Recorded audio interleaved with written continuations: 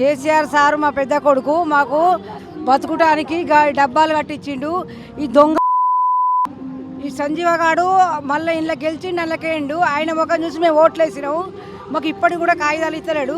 కొడుకా నువ్వు రా వచ్చి మాకు కూడా ఉపాధి చూపించినావు, మాకు కాగితాలు ఇప్పి. కేసీఆర్ కొడుకే మా పెద్ద కొడుకు పింఛన్లు ఇచ్చిండు, అన్ని ఇస్తున్నాడు. బతుకుని గరీబులకు కూడా మాకు టేలర్లు కట్టించిండు. ఈ దొంగ ఏడు జంప్ అయితే ఏడు దొంగ జంప్ అయిండు. అయినంత మాత్రాన ఏం లేదు, నీదే విజయం, నువ్వే అత్తవు జైత్యాల, మళ్ళీ వస్తుంది టీఆర్ఎస్ఏ, నువ్వు భయపడ కొడుక. మరి మాకైతే ఎట్లనే చేసి మా కాగితాలు మాకు ఇప్పి నాన్న, నీదే పేరు మీదే ఊరు, ఇప్పుడు బతుకుతున్న బతుకే నీది.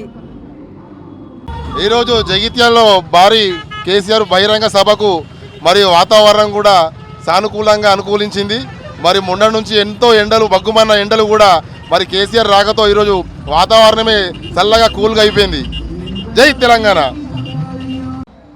కేసీఆర్ పాలన వర్తిల్లాలే, మంచితనం చేసిండు కాబట్టి ఆయన అన్ని పనులల్లో మంచిగా చేసిండు.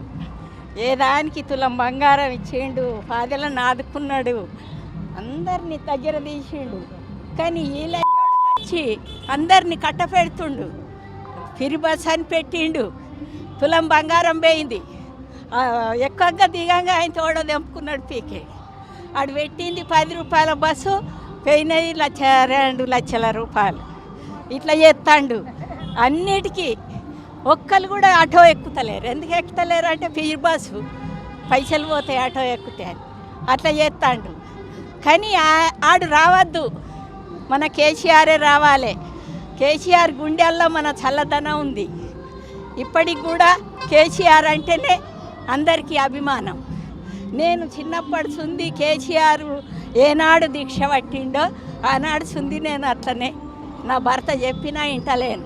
నాకు అదే పార్టీలు ఉండి మీటింగ్ పోతే ఇగో తీగ తట్టుకొని ఇంత పొడుగుచ్చి 8 కుట్లు పడ్డాయి కానీ తువాల చుట్టుకొని సిరుసుల కాడ ఒకసారి దెబ్బ తాకి ఈ కాలు వలిగింది మొత్తం. ఇది కలెక్టర్ ఆఫీస్ కాడ కర్నార్ కాడ ఇగో ఇది తాకింది.